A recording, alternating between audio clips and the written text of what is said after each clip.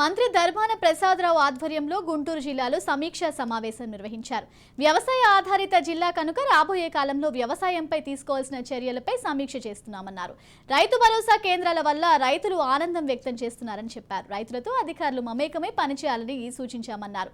తాగునీరు అందించడానికి అధికారులు కృషి చేస్తున్నారన్నారు. అన్ని సమస్యలను ముఖ్యమంత్రి దృష్టికి తీసుకెళ్తున్నామని ధర్మాన ప్రసాదరావు చెప్పారు.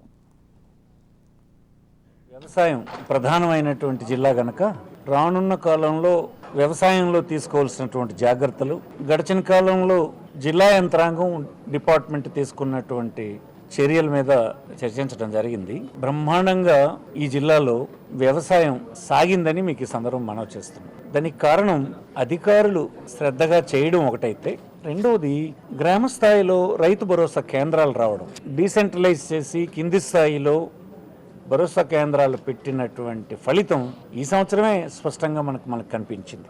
ఆరోగ్యం సంబంధించి ఎంత సక్సెస్ఫుల్గా జరిగింది.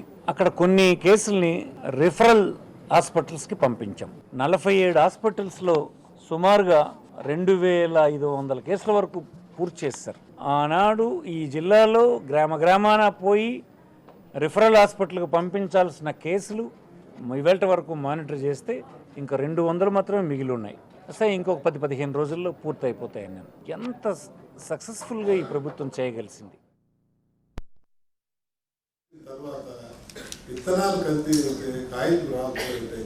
రెండు రకాల స్కీమ్స్ ఇంప్లిమెంటేషన్. దీంట్లో 221 లేఅవుట్స్ హోల్ సైడ్స్ మొత్తం 67,258, టీవీఎల్ 20,240 కిలో ఉన్నాయి, బేస్మెంట్ 26,378 ఉన్నాయి.